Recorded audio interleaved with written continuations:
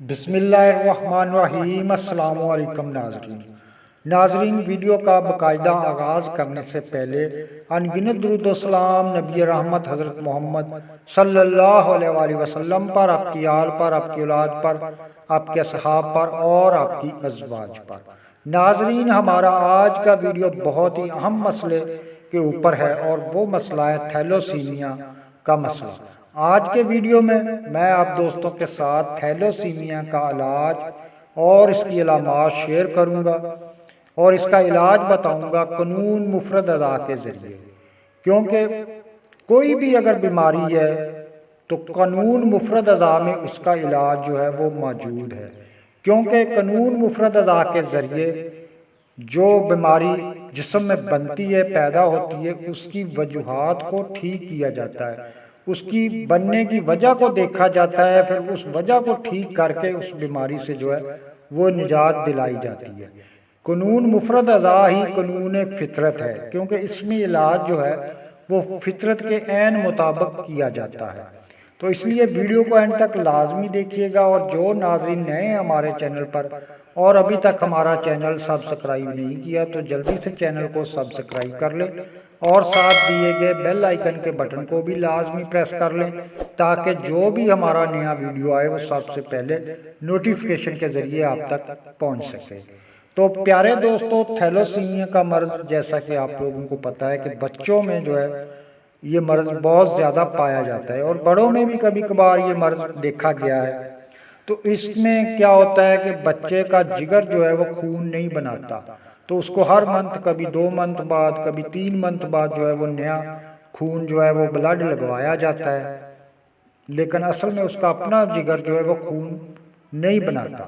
تو اب اس مرض کی پیدا ہونے کی وجوہات کیا ہیں وہ میں آپ دوستوں کے ساتھ شیئر کروں گا، اور اس کے بعد اس مرض کا وہ علاج آپ دوستوں کے ساتھ شیئر کروں گا۔ تو پیارے دوستو، جب بچہ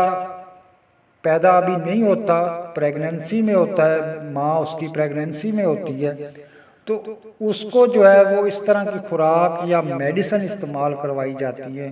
جس میں اینٹی بائیوٹکس بھی ہیں تیز قسم کی، یا گرم اور خشک اس کی خوراک جو ہے وہ اگر استعمال کر لے تو اس سے کیا ہوتا ہے کہ بچے کا جو فطری مزاج ہوتا ہے وہ چینج ہو جاتا ہے، کیونکہ فطرت نے، اللہ تعالیٰ نے، کوئی بھی بچہ اگر پیدا ہوتا ہے یا ماں کے پیٹ میں ہوتا ہے تو اس کا مزاج ہوتا ہے اعصابی مزاج۔ تو جب اس میں پیٹ میں تحریک پیدا ہوگی، میڈیسن کی وجہ سے ہوگی یا خوراک کی وجہ سے ہوگی، تو وہ تحریک چینج ہو کر گدی تحریک بن جاتی ہے، یعنی کہ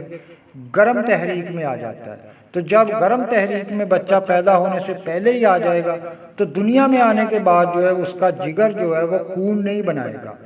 تو پھر یہ تھیلوسیمیا کا مرض اس کو کہا جاتا ہے۔ تو جگر خون نہیں بناتا، اس کو خون نیا لگوانا پڑتا ہے۔ پیارے ناظرین، یہ تو تھی تھیلوسیمیا کی وجوہات کہ کن وجوہات میں آ کے جو ہے وہ بچہ تھیلوسیمیا کا جو ہے وہ شکار ہوتا ہے، اس کی یہ مین وجہ، اس کی جڑ ہے۔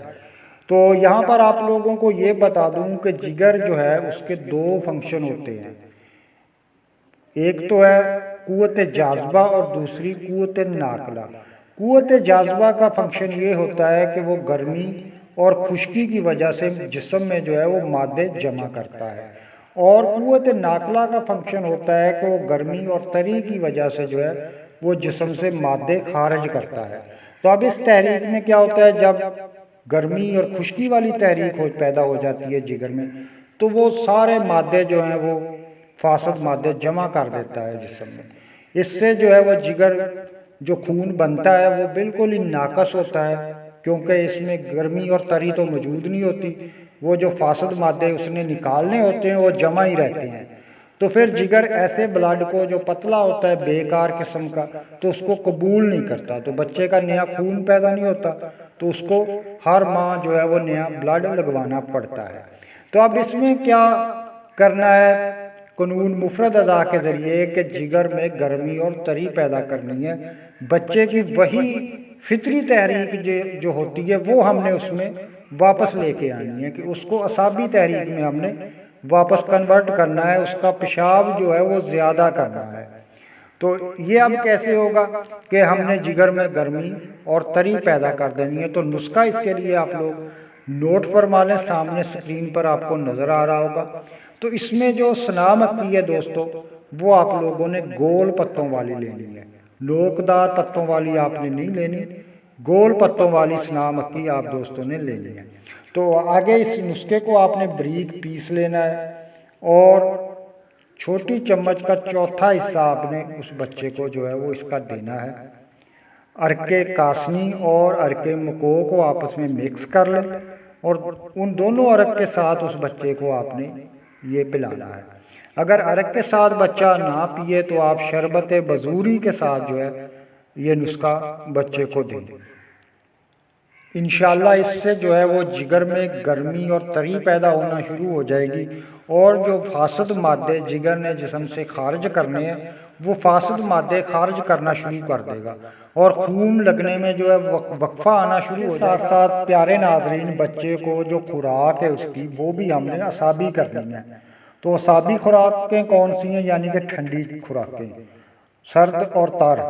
تو ان میں آپ کیا کریں، بچے کو دودھ تو وہ پی ہی رہا ہے، ویسے دودھ سے بنی ہوئی چیزیں بھی ان کو زیادہ سے زیادہ کھلائیں، کھیر وغیرہ، چاول ہو گئے۔ تو اس کے علاوہ بادام کا استعمال کروائیں بچوں کو، اور جو ہے وہ خربوزہ زیادہ سے زیادہ استعمال کرائیں، تربوز کا استعمال کروائیں۔ تو ایسی چیزیں دیں۔ لسی وغیرہ اگر بچہ پیتا ہے تو لسی کا استعمال کروائیں تاکہ اس کا پیشاب جو ہے وہ زیادہ بڑھے۔ تو جب اس کا تحریک چینج ہونا شروع ہو جائے گی، پیشاب زیادہ ہو جائے گا، سفید کلر کا ہونا شروع ہو جائے گا، تو جگر جو ہے وہ فاسد مادوں کو جو ہے وہ خارج کرنا شروع کر دے گا اور جگر انشاءاللہ خود خون کو جو ہے وہ پیدا کرے گا، نیا فریش بلڈ بنائے گا۔ تو بچے کو جو ہے وہ کبھی جو ہے وہ دوبارہ بلڈ لگوانے کی ضرورت نہیں پڑے گی، کیونکہ جگر خود اس بچے کا جو ہے وہ بلڈ پیدا کرنا شروع کر دے گا۔ تو امید ہے ویڈیو آپ کو اچھا لگا ہوگا، دعاؤں میں یاد رکھنا۔ اگلے ویڈیو تک اجازت دیجیے، اللہ حافظ۔